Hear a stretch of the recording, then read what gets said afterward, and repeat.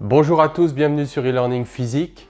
J'ai reçu une demande pour parler de l'énergie potentielle effective. J'essaye de répondre positivement dans la mesure de mon temps aux demandes de gens qui me sont adressées. Donc j'ai décidé de parler de l'énergie potentielle effective en 3 vidéos. Voilà, parce que je me suis dit finalement qu'il y avait largement de quoi dire. C'est un outil très puissant. Aujourd'hui, on va voir le lien de l'utilisation de l'énergie potentielle effective en gravitation et à quoi ça sert. C'est pas si simple que ça. Souvent, on voit des étudiants qui connaissent à peu près la technique mathématique, mais le sens physique profond et finalement le but de prendre un peu de recul et de hauteur sur la notion d'énergie potentielle effective, c'est peut-être pas si évident que ça. Et quand on aura bien compris ça, on va voir comment utiliser cet outil dans une deuxième vidéo pour étudier le mouvement dans d'autres champs de force centrales que des champs newtoniens comme le champ gravitationnel.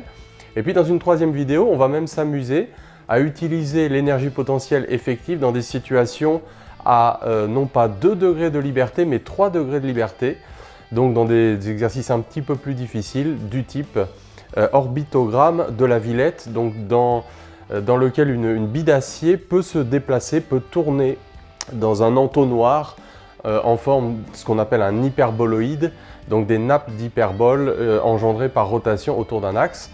Bref, il y a de quoi s'amuser avec l'énergie potentielle effective. Et donc on va commencer par le début aujourd'hui, parler de l'utilité et vraiment à quoi ça sert et à quoi ça ne sert pas aussi, parce qu'on va voir que cette technique a certaines limites.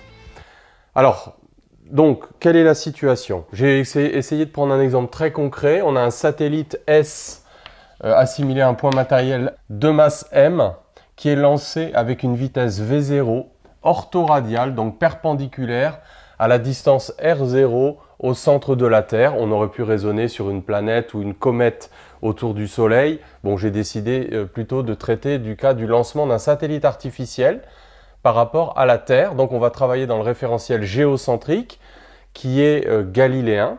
Et donc on va se poser la question suivante: quelle est la nature de la trajectoire de ce satellite en fonction de la vitesse initiale v0, éventuellement de sa masse, de la distance r0 au point de lancement? Et on va voir que la technique de l'énergie potentielle effective est efficace justement pour répondre à cette question qui est semi-qualitative. On va voir que l'énergie potentielle effective ne nous donne pas malheureusement l'équation de la trajectoire. Pour ça, il faudrait ce qu'on appelle les formules de Binet. Je vais peut-être faire un jour une vidéo là-dessus. Mais nous donne la nature de la trajectoire, en tout cas son caractère lié ou son caractère libre, c'est-à-dire est-ce que le satellite est capable de partir à l'infini, aller explorer d'autres planètes du système solaire, ou est-ce que ça va être un satellite artificiel autour de la Terre qui va tourner de façon elliptique ou circulaire autour de la Terre. A priori, ce problème est un problème à 2 degrés de liberté. On sait que le mouvement est plan, hein, ça j'y reviens pas, c'est la conservation du moment cinétique qui nous donne ce résultat. Donc le mouvement est plan, je me place directement dans le plan de la trajectoire, qui est donc un plan passant par t et perpendiculaire au moment cinétique calculé en t. Donc ça signifie que le moment cinétique, en fait, il est perpendiculaire ici au plan du tableau, au plan de la trajectoire. Donc on sait que le mouvement est plan. Donc a priori, on a r de t, on travaille en coordonnées polaires, et θ de t qui sont les 2 degrés de liberté pour un satellite dans sa trajectoire. Alors on sait que pour que la méthode énergétique marche bien, il faudrait qu'il n'y ait qu'un seul degré de liberté. Or ici on en a 2, donc on se dit a priori, étudier l'énergie mécanique, la conservation de l'énergie mécanique, ça ne va pas marcher. Alors la première astuce qu'il faut voir, c'est que comme le moment cinétique se conserve, donc le moment cinétique c'est à chaque instant r, donc vectoriel mv, donc on peut calculer dans la base polaire les coordonnées du moment cinétique. Donc on aura r point, rθ point, je vais mettre la masse devant, donc on travaille dans la base ER, Eθ et K, donc la base des coordonnées polaires dans le plan de la trajectoire. Et donc ça fait le fameux mr carré θ point, vecteur EZ.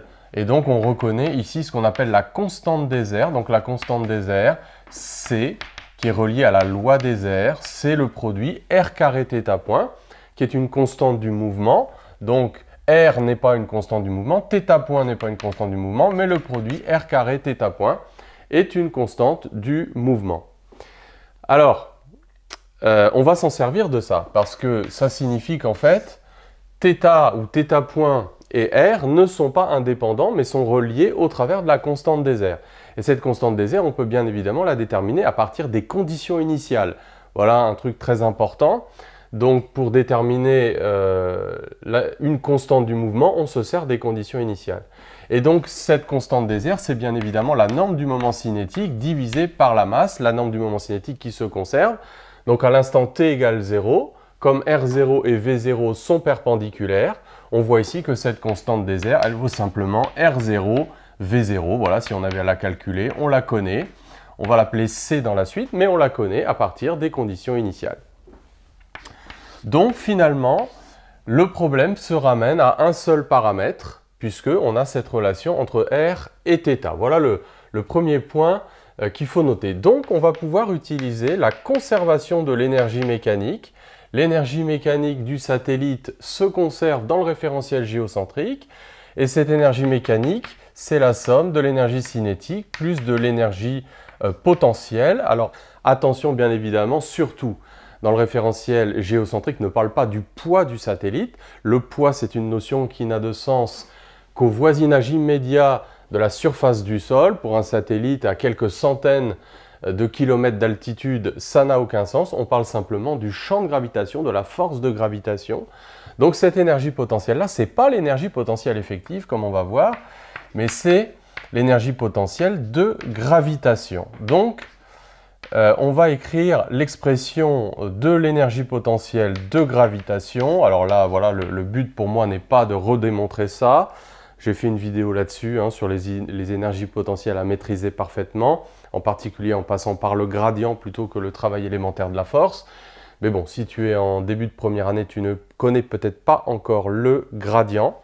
Alors voilà l'expression de l'énergie mécanique. D'après le théorème de l'énergie mécanique, sa variation, c'est la puissance des forces non conservatives. Il n'y a pas de force non conservative ici, il n'y a que la force de gravitation. Donc ça se conserve.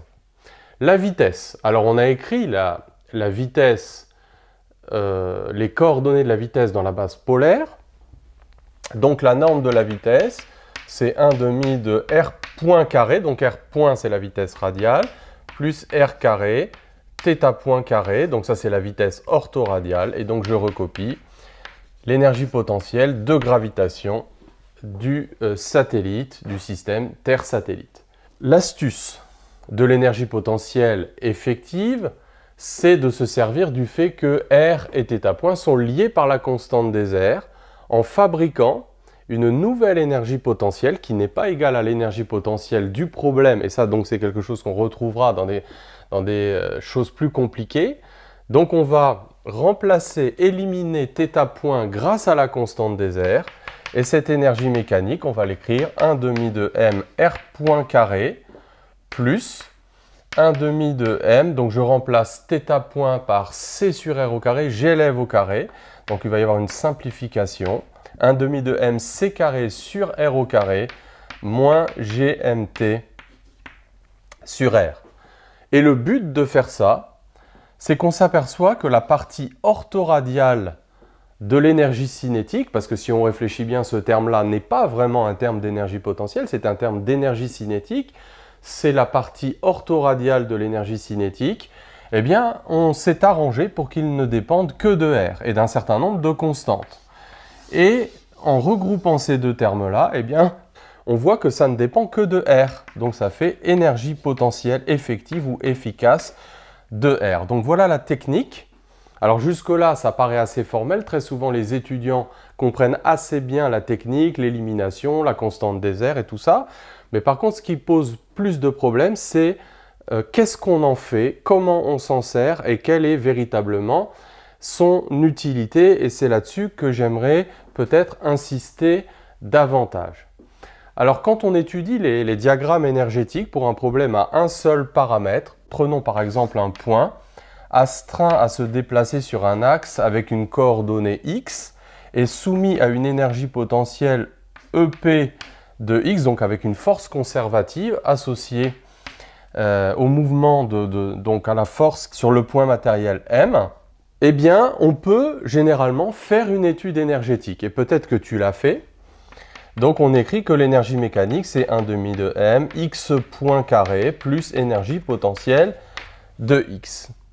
Et, quelle que soit la forme de cette énergie potentielle, alors je sais pas, j'imagine un ressort, donc une parabole, pour l'énergie potentielle, on peut accéder aux valeur accessible du paramètre x sur un diagramme énergétique. Donc on met l'énergie potentielle en ordonnée et on trace le niveau d'énergie mécanique. Or, l'énergie cinétique étant tout le temps positive, on voit que du coup, alors c'est peut-être tout bête à écrire mais je vais quand même le faire, EC donc c'est EM moins EP, donc c'est positif ou nul.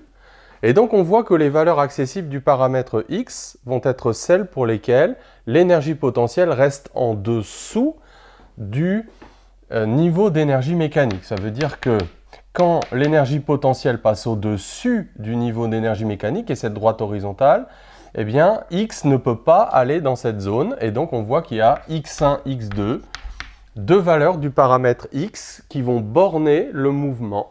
Et donc, en fait, le point va osciller entre ces deux valeurs de x1 et de x2. Alors, c'est un exemple très simple pour un problème unidirectionnel et j'ai volontairement appelé x la coordonnée sur cet axe. Si on revient à notre problème, pourquoi j'ai raconté tout ça? Eh bien, c'est parce que formellement, on s'aperçoit que cette énergie mécanique s'écrit exactement de la même manière.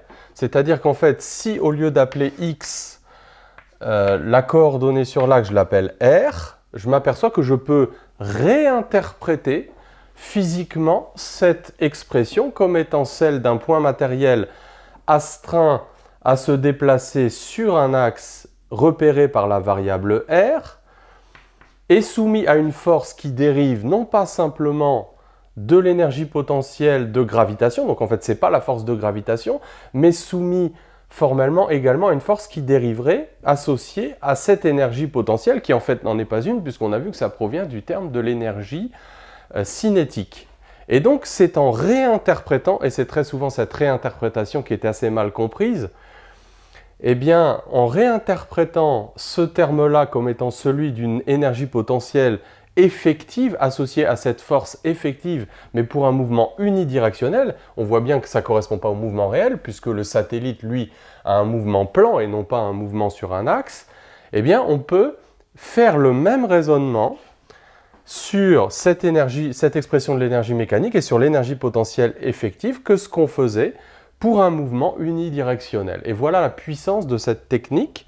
Donc ce qu'on va faire, c'est que exactement comme on a tracé le profil d'énergie potentielle en fonction de x, eh bien on va le tracer en fonction de r et on va analyser la nature de la trajectoire en fonction du niveau d'énergie mécanique. Donc de ce point de vue-là, les techniques sont identiques. Mais c'est cette réinterprétation de l'expression de l'énergie mécanique qui est peut-être un petit peu délicate. Donc, on fait un dessin et on dessine donc l'énergie potentielle effective en fonction de R. Alors, il faut tracer cette fonction-là. Bon, une petite difficulté mathématique à ne pas négliger.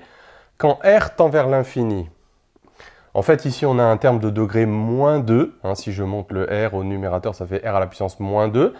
R, je le monte au numérateur, ça fait R à la puissance moins 1. Ce sont deux puissances négatives, mais on peut les comparer entre elles. Donc, quand R tend vers l'infini, c'est celle de plus haut degré qui l'emporte. C'est-à-dire, en fait, celle-là, puisque, bon, c'est un degré moins 1, l'autre c'est moins 2, c'est de plus haut, c'est négatif, mais c'est quand même le plus grand. Donc, en fait, la courbe est équivalente à un arc d'hyperbole négatif, hein, moins k sur R, quand R tend vers plus l'infini. Quand R tend vers 0, c'est le terme de plus petit degré qui l'emporte, c'est-à-dire de degré moins 2. Et donc, on voit que quand R tend vers 0, ce terme-là tend vers plus l'infini. Et entre les deux, on a un minimum qu'on pourrait calculer en dérivant l'expression. Donc voilà la forme de l'énergie potentielle efficace de R. Et les valeurs accessibles du paramètre R correspondent à une énergie potentielle efficace qui reste en dessous du niveau d'énergie mécanique. Alors ce niveau d'énergie mécanique, par quoi est-il fixé? Eh bien, comme la constante des airs, il est fixé par les conditions initiales. 1 demi de mv0 carré moins g mm sur r0. Donc en jouant à la fois sur la vitesse, sur la distance au centre de la Terre, on peut modifier la valeur de l'énergie mécanique pour soit envoyer un satellite en orbite elliptique, comme on va le voir, circulaire ou parabolique ou hyperbolique. Donc, il existe plusieurs situations, plusieurs niveaux d'énergie mécanique possibles. Donc là, je dessine un niveau d'énergie mécanique strictement positif, un niveau d'énergie mécanique égal à 0, un niveau d'énergie mécanique strictement négatif, et puis un cas particulier, c'est quand on passe par le minimum d'énergie potentielle effective. Donc, quelles sont les valeurs dans chaque situation, les valeurs accessibles du paramètre R? Et après, comment réinterpréter ça par rapport à la situation réelle? Parce que n'oublions pas qu'en fait, cette histoire de mouvement unidirectionnel, ça n'est qu'un intermédiaire de calcul pour nous permettre de déterminer en définitive les valeurs accessibles du paramètre R, mais dans la situation qui nous intéresse, c'est-à-dire ce satellite en mouvement plan. Quand l'énergie mécanique est strictement positive, on voit qu'il existe ce qu'on pourrait appeler une distance minimale d'approche, un rayon minimum, pour lequel le satellite, en dessous duquel le satellite ne peut pas s'approcher du centre de la Terre, et il n'existe qu'une seule de ces valeurs. On peut démontrer, mais il faut bien être conscient là aussi que c'est la limite de la méthode, c'est que c'est une trajectoire hyperbolique. Mais pour ça, voilà, il faut d'autres outils, il faut les formules de Binet, il faut connaître les équations polaires. Donc bon, voilà, on a plus ça en tout cas en prépa, mais je pense que je vais quand même me lancer dans des choses qui parlent de, voilà, des équations polaires, comment les trouver, les formules de Binet. Voilà, donc le rayon minimum, c'est ce qu'on appelle le péricentre, le périgée ici, hein, ou si c'était le soleil, le périhélie.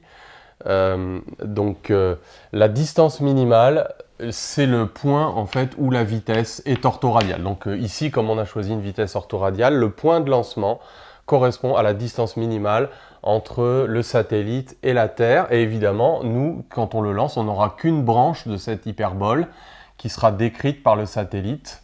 Et donc voilà, le satellite il part vers Mars, il part vers Jupiter. C'est une sonde. Donc la trajectoire est libre, puisque R peut tendre vers plus l'infini. Hein. On voit que R peut tendre vers plus l'infini, donc c'est ce qu'on appelle une trajectoire libre. Quand l'énergie mécanique est nulle, il n'y a rien de fondamentalement différent dans l'analyse du graphe. Il y a aussi un rayon minimum qu'on pourrait calculer en faisant énergie mécanique égale à 0. Et c'est ce qui nous donne d'ailleurs ce qu'on appelle la vitesse de libération. Donc ça c'est un truc intéressant à retenir. Pour retrouver la vitesse de libération à une certaine distance R0 du centre de la Terre, on annule l'énergie mécanique parce que ça correspond à une trajectoire parabolique. Et la trajectoire parabolique correspond à une énergie mécanique qui est nulle. Là encore, finalement, ce résultat est parachuté à ce stade-là. L'étude de l'énergie mécanique ne permet pas vraiment d'avoir ce résultat. Il faut faire des choses plus sophistiquées avec l'excentricité. Voilà. Donc, en tout cas, quand l'énergie mécanique est positive ou nulle, on a une trajectoire libre. R peut tendre vers plus l'infini. Donc, c'est voilà, la trajectoire que j'ai dessinée ici. Ça ressemble un petit peu à l'œil nu, c'est pas facile de distinguer un arc d'hyperbole d'un arc de parabole. Voilà. Alors, quand le niveau d'énergie mécanique est strictement négatif, cette fois-ci, il y a deux intersections, et aussi près qu'on se rapproche de l'énergie mécanique nulle, vu que c'est une asymptote, même si le point d'intersection est repoussé très très loin, il y aura toujours une intersection entre une droite horizontale et la courbe d'énergie potentielle effective. Et donc on a deux rayons, R1 et R2. Alors n'oublions pas que nous, on s'intéresse finalement à ce problème-là, et non pas à un problème unidirectionnel qui n'est qu'un intermédiaire de calcul, de raisonnement pour aboutir à une conclusion sur la trajectoire du satellite.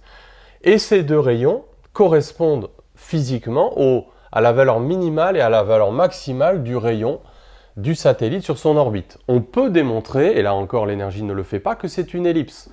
Donc en fait, le plus petit rayon correspond au rayon au péricentre ou au périgée ou au périhélie pour une trajectoire autour du Soleil. Hélios, hein, le Soleil, G c'est Géos, c'est la Terre, et R2 donc correspond au rayon, donc ici au point de lancement, à l'apocentre, à l'apogée, hein, comme on dit, ou à l'apohélie ou aphélie pour une planète autour du Soleil. Donc c'est la valeur maximale du rayon de la distance au centre de l'astre attracteur, et pour nous ici, c'est la Terre. J'ai dessiné un cas où le point de lancement est l'apogée, ça pourrait aussi être le périgée. Bon voilà, j'ai fait un choix. J'ai fait un choix, donc ça pourrait même peut-être être un missile balistique si jamais le rayon au périgée est plus petit que le rayon terrestre. Bon, ce n'est pas le cas sur mon dessin. Donc voilà, l'étude énergétique nous dit que, et c'est ça l'intérêt de l'énergie potentielle effective, que le rayon est borné, il est compris entre R1 et R2, la trajectoire est liée quand l'énergie mécanique est strictement négative. Et enfin, donc le cas un petit peu pathologique, quand on n'a qu'une seule intersection, donc c'est le minimum d'énergie potentielle effective, et bien ça correspond à une trajectoire circulaire de rayon R0 autour de la Terre. Donc voilà, un satellite en trajectoire circulaire, cas particulier évidemment, satellite géocentrique dans le plan équatorial. On pourra peut-être là aussi en reparler. Donc quand l'énergie mécanique est négative, la trajectoire est liée, le rayon est borné, et donc le satellite ne peut pas partir à l'infini. C'est à ça que peut servir l'énergie potentielle effective, donc à faire une discussion qualitative sur la nature liée ou libre des trajectoires en fonction du signe de l'énergie mécanique. Quand l'énergie mécanique est positive ou nulle, la trajectoire est libre.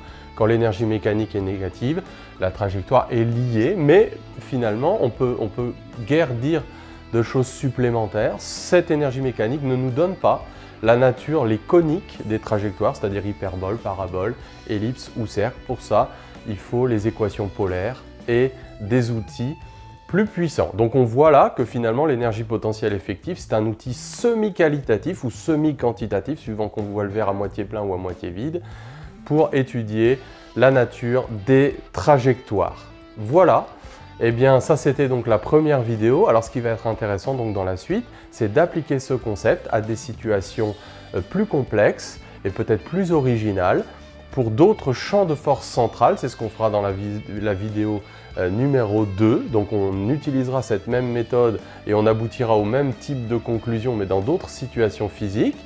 Et puis dans la vidéo 3, là on va augmenter un petit peu le niveau, c'est-à-dire qu'on va prendre des mouvements non plans et voir comment on peut quand même transposer ces techniques-là pour aboutir là aussi à des conclusions semi-qualitatives ou semi-quantitatives sur la nature de la trajectoire dans le cas de mouvements en 3 dimensions dans des géométries particulières comme l'orbitogramme de la Villette. Voilà, à bientôt sur e-learning physique.